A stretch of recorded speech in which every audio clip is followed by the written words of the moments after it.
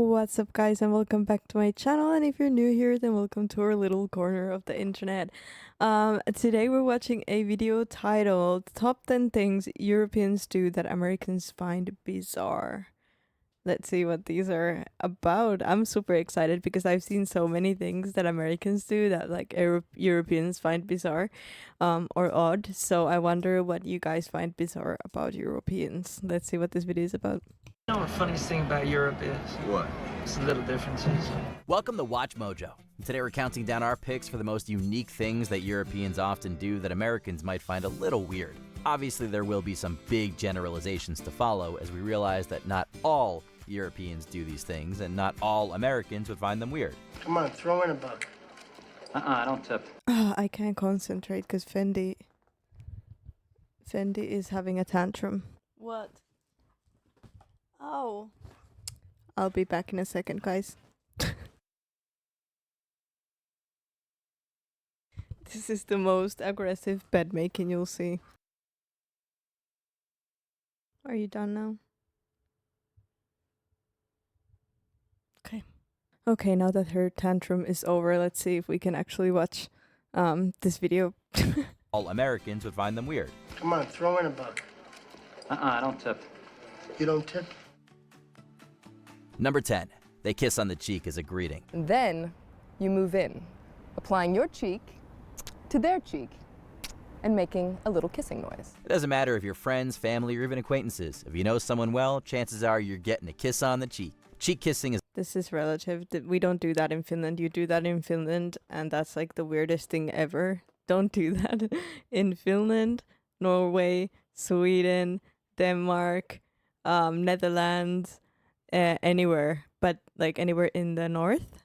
But Spain, France, Italy, Portugal, and I don't know what other countries there are. I'm kidding. But yeah, it's more like in the south. In the north, we don't do that. a common greeting False in many parts information. of Europe, with countries like Italy, Spain, and France being the most famous for the practice. Say it. I'm your friend. Will you hold me? No. Kiss on the cheek. No. Just hug me. I don't want to do any of that. 2 kisses is the norm, typically 1 on each cheek, but 3 or even 4 kisses is not unheard of. It's meant as a sign of warmth and familiarity, but it might be misconstrued as weird in America, where hugs and handshakes are far more common greetings. Cheek kissing is seen, but it's often reserved for romantic or familiar relationships, and is not typically used as an everyday greeting. My name is Mike. I'm going to be your driving instructor. Welcome to our country, okay? My name is Borat. Okay, good. In Spain, we do that, but you know, you don't kiss the person on the cheek. Actually, like imagine this is their lips. You do on the sides of the face, not like, you know, on the face. So yeah, don't kiss anyone on the cheek. That's weird. Well, I'm not used to that, but that's fine. Number 9. They get really close to each other. Where is it? Where's what?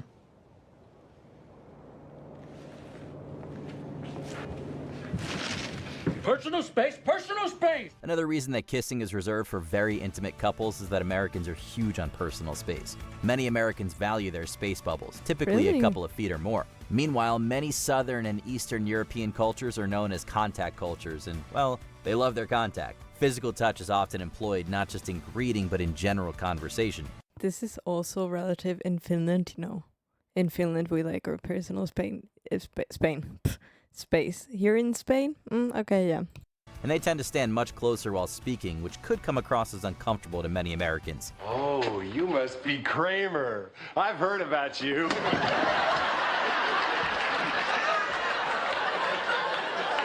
Hey, you must be Aaron. I've heard about you. And public spaces are often packed, with people standing exceptionally close to each other in places like restaurants and subway lines. Europeans will easily, albeit unintentionally, burst your space bubble. Dad, you want to ask her something?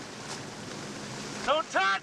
Number 8. They sit and drink very small coffees. Commendatore. Buongiorno. American coffee culture typically emphasizes 2 things, speed and volume. That means you walk into a Starbucks, quickly order your coffee, and get a gigantic cup that can power 5 Olympic weightlifters. This isn't really a thing in Europe. Excuse me, I happened to be passing, and I thought you might like some coffee. Oh, that's very nice of you. Thank you. For one thing, getting coffee to go isn't nearly as prevalent, with the traditional mindset being to sit and enjoy your drink, and walking around with a coffee can be seen as touristy. Furthermore, the portions would be regarded as comically small for Americans. Espresso is the norm in many European countries, and This again, like not in Finland. In Finland, you can roam around with your coffee. That's normal. It's more like, you know, but Spain, yeah, it's not typical for you to like grab like Starbucks coffee and walk around. That's either seen kind of like, it's like kind of like, yeah, touristy, or like you probably rich. Straight up. And yeah, it's very typical to drink those tiny coffees. They're called like cortado or espresso, or so. general coffees are much smaller than the mega cups you often see in America. So if you need your 20-ounce latte, you're gonna have a hard time. Excuse me, miss. There seems to be a mistake. I believe I ordered the large cappuccino. Hello! Look at the size of this thing. Number 7, they have long and late meals. They can take us at 5:15. What are we, 80? Or 10:45. What are we, 20? For many Americans, sitting and having a meal seems more like an inconvenience than anything. Casual restaurant visits last maybe an hour or two, and nightly family dinners can be over in 10 minutes. This would be seen as baffling in many parts of Southern and Western Europe, where eating meals is a prolonged and heavily social exercise. Late dinners are the norm, often not even starting until 8, 9, or even 10 p.m., and man are they long, with meals consisting of multiple courses and often stretching over some 3 or 4 hours. Even everyday family meals can stretch well over an hour. And This is something though that doesn't happen in Finland. Again, in Finland, you usually have breakfast, you have your snack, you have your actual food in the daytime, and then at night you have a little like night snack. I don't know how it is in America, but in Spain you have breakfast, then you have, you know, like snacks, and then at like 10 at night is when you eat dinner, which is like like usually like very like huge greasy dinner at like 10 in the nighttime, which to me was so weird because I've always been like used to eating in the daytime, and at night you snack on something small, but now I'm used to it, and now I also eat my dinner at night before I go to bed, which is a little bit weird. Maybe I'll switch back to my Finnish ways at some point, but yeah. Sunday dinners are often enormous family events. When they say night out, they mean night out. So, Ma, you gonna come to the big game? Game? What game? Miss Meadows' soccer team is going to the sectionals. Nobody tells me anything. Did everybody hear me just tell my mother about the game? Number 6, they don't tip. Hey, we just want our money's worth. I'll bring them faster than you can eat them, but I want a 20% tip. 20? I thought 10 was the norm. 15 is standard. 20 is classy. 20 it is. Why are we still talking? I want some ribs. The concept of tipping has been firmly ingrained in the American psyche. Your waiters, your bartenders, your pizza delivery person, everybody gets tipped, and often quite handsomely. Some of this is legitimate kindness, but some of it is also the cultural expectation of tipping itself. That is, if you don't tip, you'll be poorly regarded. Just ask Mr. Pink. Let me just get this straight. You don't ever tip, huh? I don't tip because society says I have to. All right, I mean, I'll tip if somebody really deserves a tip. If they really put forth the effort, I'll give them something extra. But I mean, this tipping automatically, it's for the birds. Tipping is just not the same in Europe. Waiters are paid livable wages, the service charge is often included in the bill, and tips are certainly not expected. And even if someone is feeling friendly and I don't know what Europe this is, but I want to move there. Like, no, I don't know.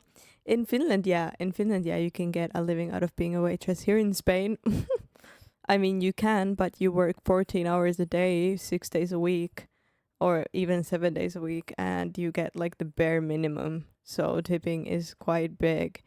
And I always tip too. I don't know how others do it, but like for me at least, I do leave a tip every time I eat out, or if I have like food delivered, I always add 5% or 10% as a tip for the courier. But yeah, okay, in Finland, Norway, and all of those places, yeah, you can get a living out of being a waitress, so there you wouldn't tip. Tipping is not as typical, but here in Spain, yeah, you would tip. Like, it depends on that. It's not like the whole Europe is the same. But at least here in Spain, no, you would tip.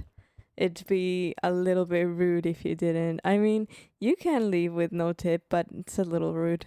does include a tip. It's often quite modest, typically just an easy rounding up of the bill. Certainly none of this 20% stuff. Excuse me, Oh gentlemen. yeah. Was there a No, yeah, that's true. If it's like, let's say it's 28 euros and 30 cents, then you just put 30 and that's it, and that's your tip. problem with the service? What are you talking? But if someone's like really, really good, like some waitress or something is like being super, super good, then you can tip them apart. But I always like to ask, because here sometimes they have to share the tip. So if I tip someone like 20, they'll have to share it with everyone who's working there. So, you know, but yeah. You left me $16, sir.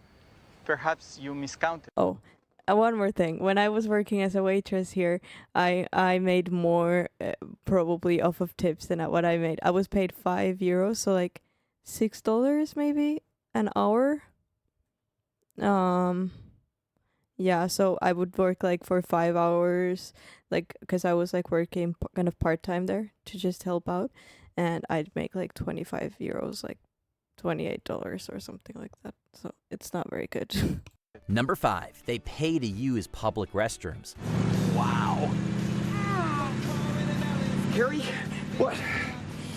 I know this isn't the best time, hate but this. when you get a chance to pull over, I gotta pee. What are you crazy? I'm not pulling over now.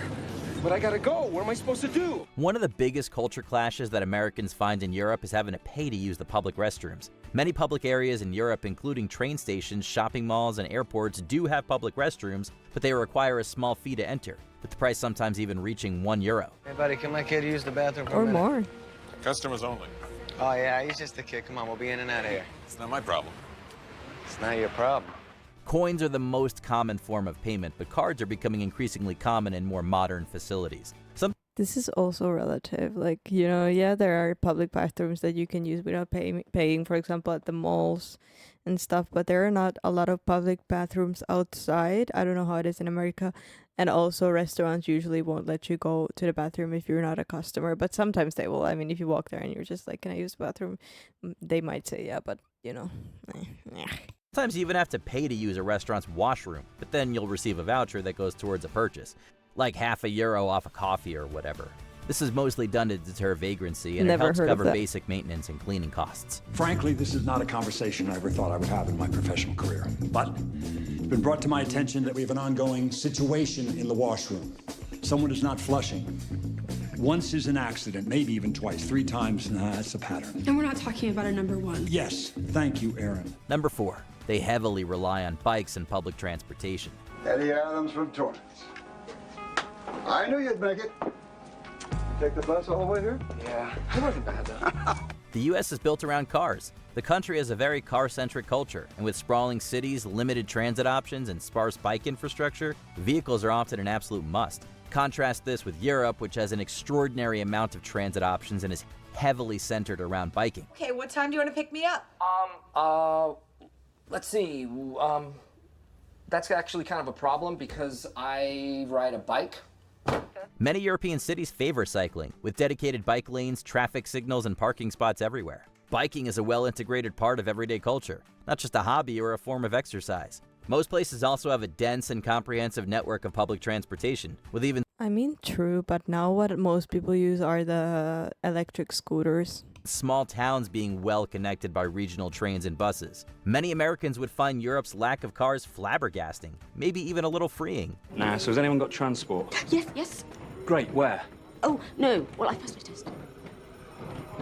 David, I don't see the point of owning a car in London. Number 3, they take their clothes off. Is it true that French babes don't shave their pits? Some don't. But they got nude beaches. Not in the winter. America is quite conservative and prudish when it comes to nudity. This is regarded as a very private thing, and nudity in public is virtually unheard of. So many Americans find it extremely bizarre to see Europeans walking around in their birthday suits so openly and brazenly. Many European countries embrace some degree of public nudity, including Germany, France, Spain, and the Netherlands. Topless sunbathing is often accepted on beaches, and nudity in saunas is the norm, not the exception. In fact, bringing your bathing suit into a sauna is considered gross and unhygienic. Berlin, in particular, is very accepting of nudity, with people often going naked in public parks like Tiergarten without much issue, so long as it's not lewd or disruptive. I'm taking a nap. Wake me up when the train gets here. says here this town has a famous nude beach. All right, look, we can't all just lie around all day. We've got to get out there and experience the culture firsthand. Let's go exploring. Number 2, they take week. Yeah, I mean, no, you can't just roam around naked, but there are some nude beaches, and it's typical in Spain, for example, to sunbathe topless. But, you know, it's not like, I wouldn't say it's that, like that, all that. Or and maybe that's just my personal, because I personally wouldn't, you know, I'm just not that, you know, I'm more conservative. And also in the sauna, I wouldn't go there, you know. Well, it depends if I'm alone, but yeah, I don't know. I mean, yeah, that's true. But like my own, like I'm more conservative with that. Weekend trips to other countries. God, sorry I'm late, man. Oh, no problem. Oh, man. I had a weekend. The problem with America is that it's unimaginably large. If you drive 6 hours in Texas, you're still in Texas. If you drive 6 hours in Europe, you're in an alien land 5 countries over. As such, many Europeans take weekend trips to entirely different countries. Europe is extremely well connected. Budget airlines offer super cheap flights, and train networks are both speedy and easy to navigate. Buongiorno. Buongiorno. Open borders also means no passport checks, making travel both smooth and efficient. A Spaniard might weekend in Rome, a Brit might fly to Berlin for a night or two. A German could hop over to the Austrian Alps for some weekend skiing. This is completely normal. The adventurous spirit deeply ingrained into European culture. So listen, here's the deal. This is what we should do. You should get off the train with me here in Vienna and come check out the town. What? Come on, it'll be fun. Before we continue, be sure to subscribe to our channel and ring the bell to get notified about our latest videos. You have the option to be notified for occasional videos or all of them. If you're on your phone, make sure you go into your settings and switch on notifications. Number 1, they take huge amounts of time off and basically shut down in August. So if you have any vacation time, you're taking it now. Do not report for a shift until... In Spain, they will find any type of like, what is it called? Excuse to have a vacation. They're on vacation like every single week. Notified. America is very pro-work, and vacation time is often regarded as a perk, not a right. There is no federally mandated vacation time. Companies typically start at just 10 days, and many people don't even use their vacation time out of fear of guilt or pressure. In Europe, full-time workers get between 4 and 6 weeks of paid vacation, plus another 2 or 3 weeks worth of national holidays. If it please the court, my brother has a multi-region player. I just pray he's not on a state-mandated 5-week vacation. And people are not afraid to use it, often disappearing from work for weeks at a time. This extended time off is heavily seen in countries like France, Italy, and Spain, where industry slows every August as workers disappear for the month. It's like a zombie movie over there. Yeah, that's true. And you can also like take 3 days off every month without like, if you want, like without basically because you're sick, but you don't have to like go to the doctors and get a paper. At most companies, you just, you know, you can just be out for 3 days a month with no issue.